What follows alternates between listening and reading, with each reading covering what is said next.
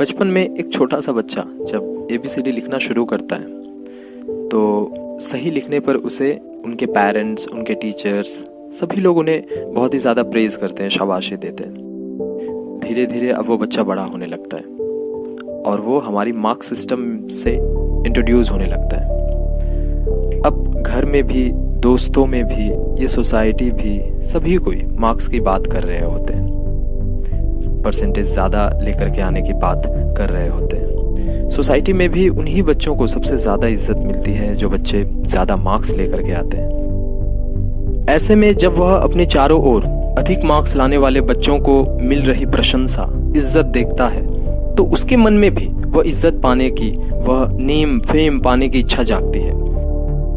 ऐसे में वह अपना पर्पस, अपना गोल हाईएस्ट मार्क्स लाना बना लेता है। वह किसी भी तरह से अपने उस गोल को पूरा करना चाहता है। अपने इसी गोल को पूरा करने के लिए अधिकांश बच्चे गलत रास्ते पे निकल जाते हैं, चीजों को समझना छोड़कर रटना शुरू कर देते हैं। मेरे हिसाब से जब आप समझने वाली चीजों को रटना शुरू कर देते हो तब आप भले ही 95%, 99% मार्क्स ले आते हो, लेकिन आप वास्तविक तौर पर शिक्षा से दूर चले जाते हो। शिक्षा का मतलब कतई नहीं है कि यह आपको रट्टू तोता बनाए। शिक्षा का मतलब यह है कि यह आपको एक सभ्य इंसान बनाए जो अपनी सूझबूझ से, अपनी समझ से अपने लिए और अपने आने वाली पीढ़ी के लिए एक बेहतर समाज का निर्माण कर सके। जब हम रटना शुरू करते हैं ना, तो हम अपनी सूझबूझ का इस्तेमाल करते ही नहीं हैं। शायद मनुष्य और जानवरों में यही एक सबसे बड़ा अंतर है कि हम सोच समझ सकते हैं, हम सूझबूझ के साथ निर्णय ले सकते हैं और जानवर ऐसा नहीं कर सकते।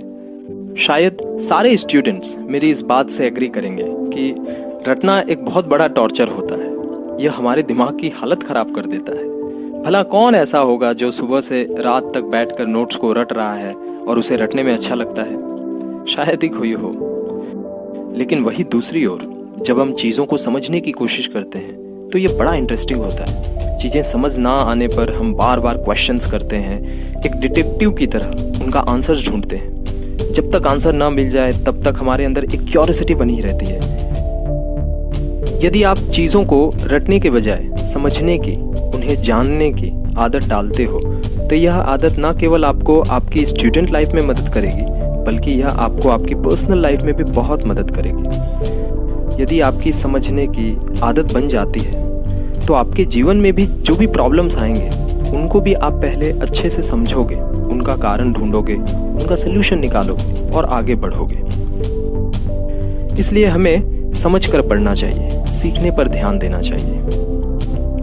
तो यहाँ से स्टूडेंट्स के माइंड में यह क्वेश्चन उठ रहा होगा कि क्या हमें मार्क्स पर बिल्कुल भी ध्यान नहीं देना चाहिए? मार्क्स की कोई इम्पोर्टेंस नहीं है? तो ऐसा तो नहीं कहा जा सकता कि मार्क्स इम्पोर्टेंट नहीं है। भविष्य में क्या होगा दैट आई डोंट नो, लेकिन अभी के युग में मार्क्स की इम्पोर्टेंस तो है। यदि आप अच्छे मार्क्स नहीं लाते हो सकता है कि कई सारे ऐसे जॉब के फॉर्म्स हैं जिन्हें आप भर ही ना सको। हो सकता है कि आप कई सारे प्रोफेशनल कोर्सेज करना चाहते हो लेकिन आपकी मार्क्स ही उतनी अच्छी नहीं है जिस कारण से आप उसमें एडमिशन ही नहीं ले पा रहे हो। तो इससे यह तो पता चलता है कि मार्क्स की इम्पोर्टेंस तो है। तो इसका अर्थ तो ये निकल करके आ रहा है कि आज के युग में स्टूडेंट्स को सीखना भी है और मार्क्स भी लाना है। तो ये कैसे हो सकता है? It's very simple. आप ही सोचो कि यदि आप अपने चैप्टर को बहुत ही गहराई से पढ़ते हो, उस चैप्टर के जितने भी एस्पेक्ट्स हैं उनको बेहतरीन तरीके से समझ लेते हो, सीख लेते हो, तो क्या जाने अनजाने आपकी तैयारी मार्क्स के लिए नहीं हो जा रही है? एग्जाम में क्या पूछा जाएगा? उस चैप्टर से रिलेटेड ही तो पूछा जाएगा। जब आप उस चैप्टर में खुद को एक्सपर्ट बना लेते हो तो मार्क्स तो ऑटोमेटिकली आ जाएंगे। इसके अलावा आप अपनी पूरी चैप्टर को सही तरीके से समझ लेने के बाद, एक्सप्लोर कर लेने के बाद आप थोड़ी सी मार्क्स की प्रिपरेशन कर सकते हो, मार्क्स की प्लानिंग कर सकते हो। जैसे कि जो भी चैप्टर मैं अभी पढ़ रहा हूँ उस चैप्टर से एग्जाम में कितने मार्क्स के क्वेश्चंस पूछे जाएंगे, पास्ट में किस तरीके के क्वेश्चंस पूछे गए थे, short answer questions, MCQs, long answer questions, short note, कैसे क्वेश्चंस पूछे जा रहे हैं और इनके उत्तर को किस तरीके से लिखा जा सकता है, कैसे उनके आंसर्स को अट्रैक्टिव एंड इंगेजिंग वे में लिखा जा सकता है। हमारी जो भी एग्ज़ाम्स की डिमांड होती है, आंसर्स को किस तरीके से लिखा जाना चाहिए, उन एग्जामिनर्स की डिमांड को पूरा किया जा सकता है। जब हम इस तरीके से प्लानिंग करके पढ़ते हैं, इस तरीके से पढ़ाई करते हैं, तो हम न केवल एजुकेशन को बहुत ही अच्छे से समझ पाते हैं, बल्कि हमारे मार्क्स भी बहुत ही अच्छे आते हैं। स्टूडेंट से मेरी सिर्फ यही रिक्वेस्ट है कि जब भी आप पढ़ने बैठो तो अपने आप को थोड़ा सा अवेयर ज़रूर रखो।